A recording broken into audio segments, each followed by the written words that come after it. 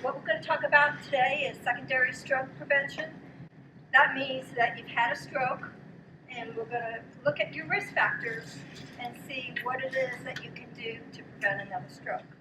We'll go over some stroke numbers first. You've probably heard these, but it's just a good enough, to realize how much stroke is prevalent. 800,000 people experience a stroke every year. What I have is the next number is 185,000 have recurrent strokes. So if you've had a stroke, those are those people that have a repeat stroke. And so that's why it's important to work on your risk factors to reduce those chances. Stroke now ranks 5th as the leading cause of death. It was, when I came here 14 years ago, it was actually 3rd. And then it moved up to 4th, and now it's up to 5th. So we're improving our stats. People are looking at their risk factors and paying attention, and they're making plans and action to get better. Every 40 seconds, someone in the United States has a stroke. And we have 7 million stroke survivors, and the leading cause of serious long-term disability is stroke. The important is getting treatment quickly to prevent disability. Compared to about a year ago, we've really made a lot of advances in stroke. I used to have to be here within 3 hours to get TPA, maybe up to 4.5. That's the clot buster that breaks up the clot. They can give it to you in your IV, in your vein. But now we can do all kinds of things. We actually can go in there. We have special vascular surgeon that can go in there and remove the clot up to even 24 hours if you meet the criteria. So the trick is, if you have stroke symptoms, get to the emergency room as quickly as possible, and then they can look at criteria and see what they can do. But it can help prevent disability. So if you know someone's having stroke symptoms, call 911. There are some things that you can put on your phone, apps that actually will call 911 for you with American Heart. Okay, what are the warning signs of stroke? Easy one is fast. Okay, face, any facial drooping that you may have. Arm drift. All right, so if they put out their arms and they drift down with one arm, especially one side affected. Speech, if it slurs, and T stands for time to call 911. But there's other signs to look at, not just fast. Fast is an easy way to remember it, but the most important thing is to think of sudden. All right, whenever you have sudden numbness, weakness, you have sudden confusion, sudden trouble seeing, or both eyes, in one or both eyes. You have trouble walking, dizziness. You see, that fast doesn't cover the walking and the dizziness. That may be occurring more so with another type of stroke. So the fast doesn't cover everything. And sudden severe headache. And headaches are tricky. I was just speaking to a person just beforehand. Is it due to a migraine? Is it due to another reason?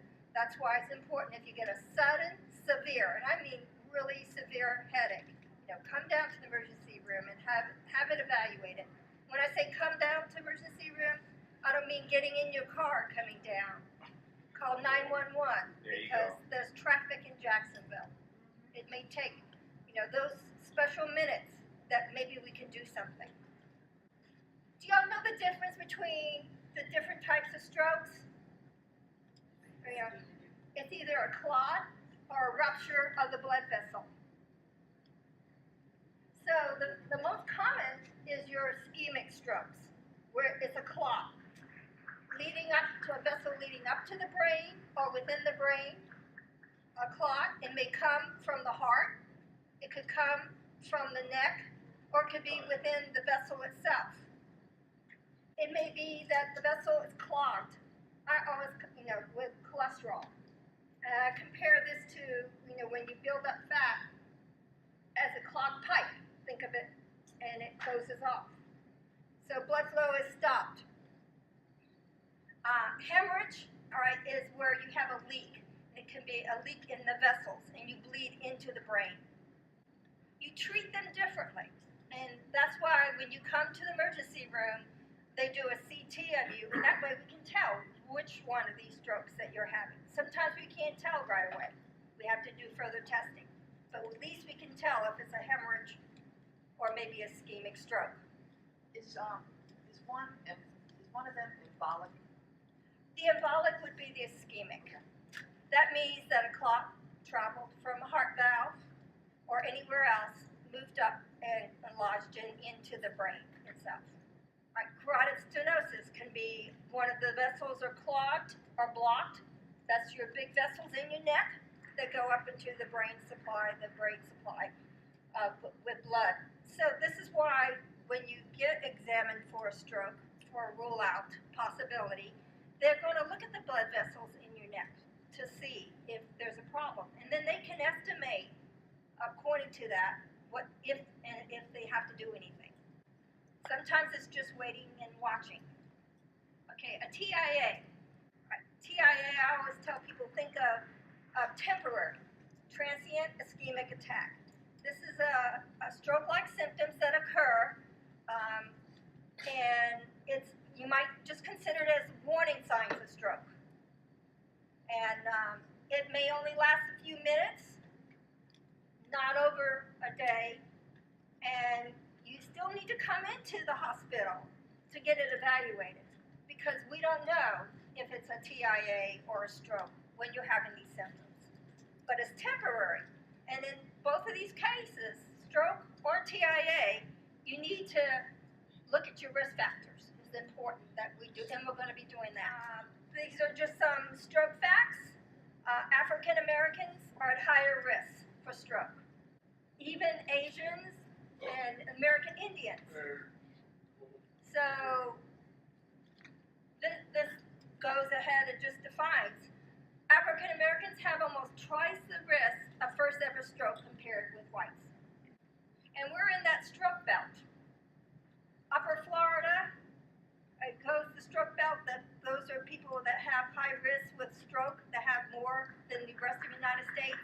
It goes all along Georgia, Alabama, Mississippi, and we're right next to it. So we're called the stroke buckle, but we have a high risk of stroke in this area. Women, we thought women were better off at least until menopause. After menopause, though, their risk of stroke increase. It's the third leading cause of death for women. And women have greater disability than men. It may be that their blood vessels are smaller, and so they have more injury from the stroke. Okay, now we'll just go through some risk factors, just to let you know.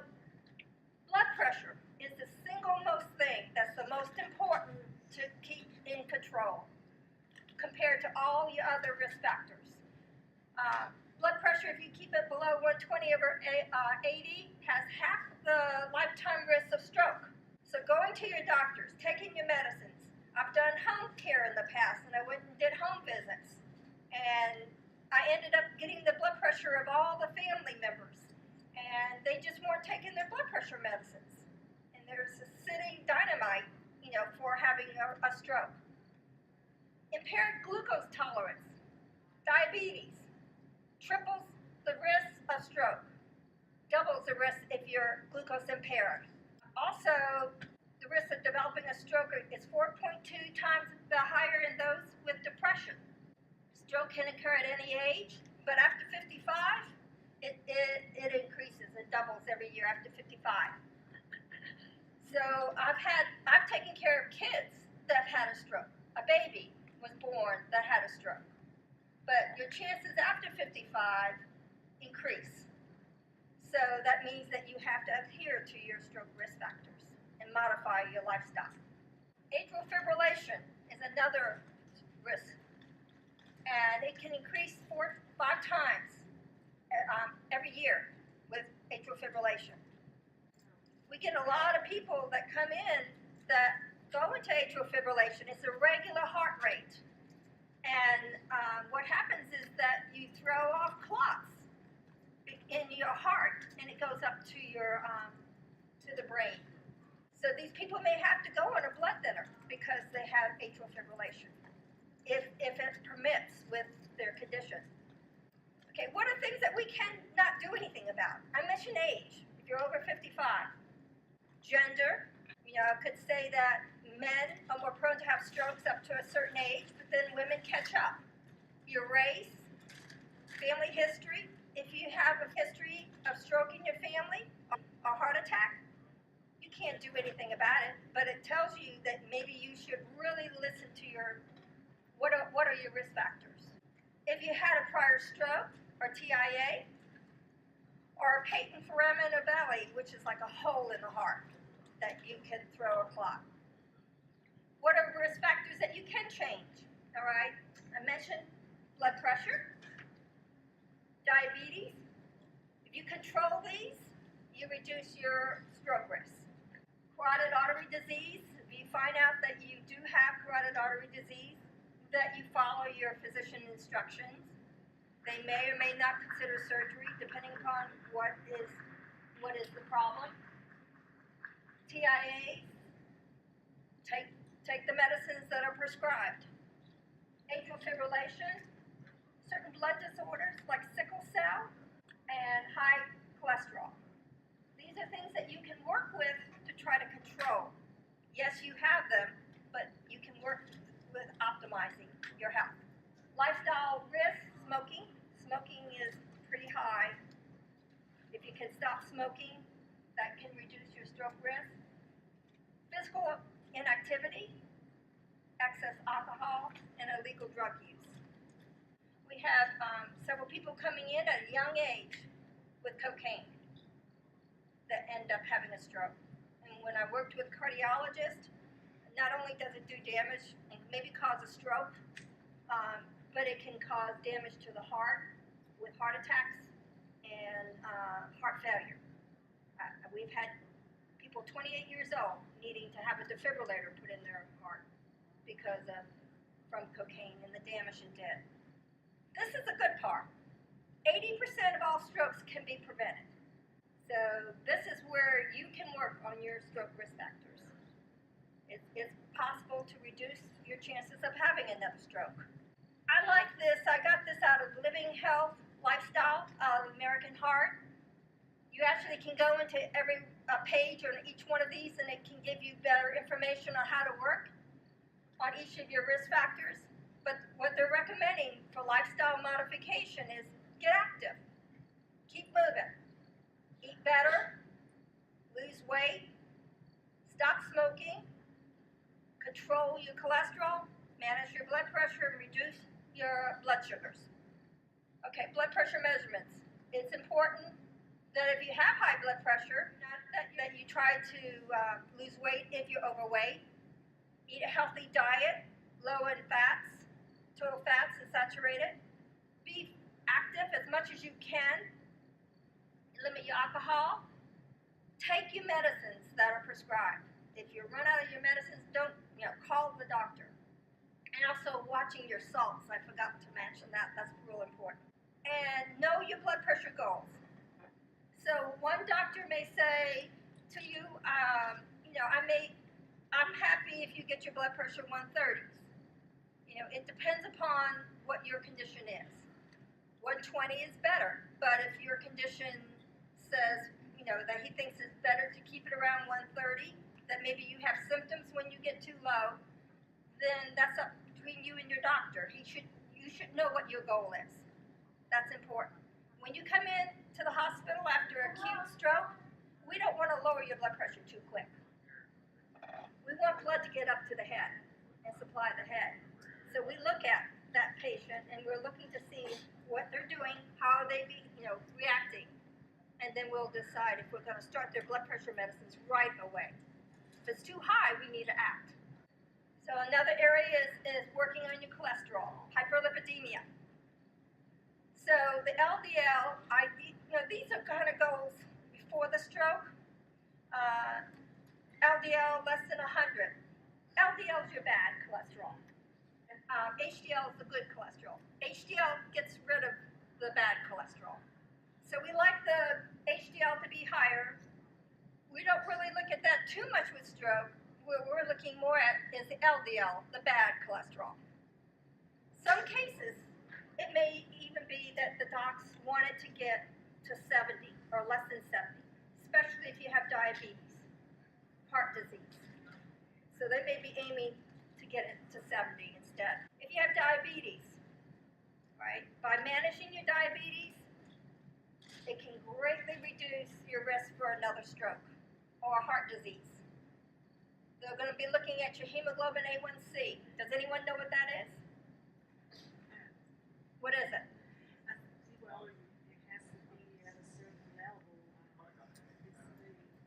It's constipated. Well, what's good about it, all right, is that it tells you what is your blood level of your sugar for the last 3 months. Okay.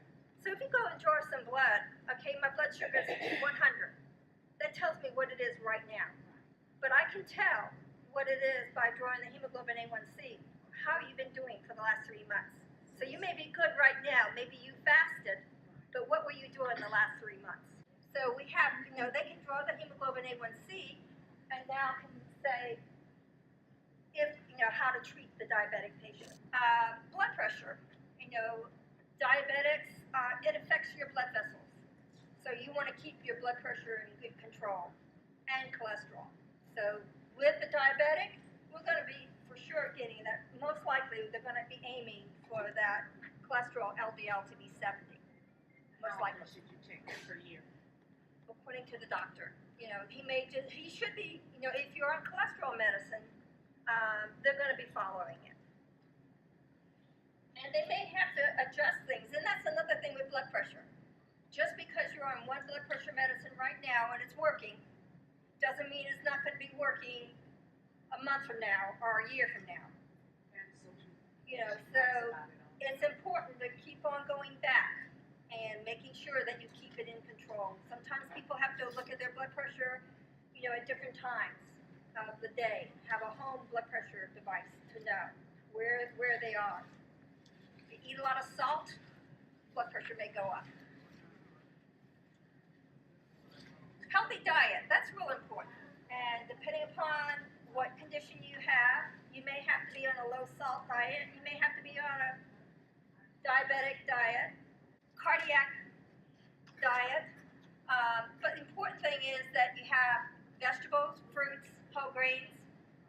You include low-fat dairy products, non-tropical vegetable oils, so olive oil, and those are better.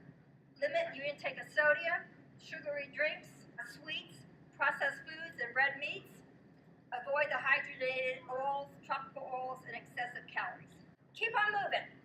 If you can't move a lot, you can use a cane or device, but it's important that you keep on moving to the best of your ability. Rehab can set up a program for you that you perform safely and do activities. Even walking is one of the best activities. Sometimes people would walk like in a shopping center that was affected by the cold. And it's sometimes good to have a buddy when you walk. That way if you did get into a problem, you have somebody that can help you. Smoking. We have Florida Quit Line, and you can call up this number. They'll even provide some free patches for a while.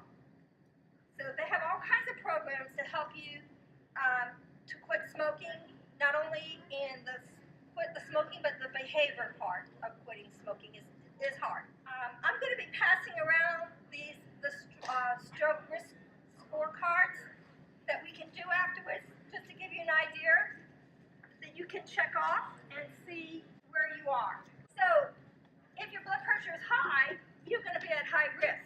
If it's medium or low risk, ideally, we would like it to be in the green zone.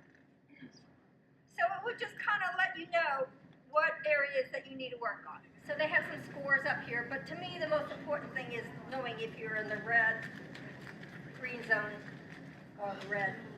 It just, in the back here it tells you some of the lifestyle modifications, and again, fast. The warning signs of stroke. So what does F stand for? Grace. Okay. A. All right. Speech. One arm will drink. S is speech, maybe slurred. And what's T? Time. What? so far now, You got it. And I've had people get, even driving downtown can be hazardous and can take up time. Those ambulance trucks, you can hear them beeping behind you. You're going, where am I going to move? Yeah. But they can get you here much quicker. So don't chance it.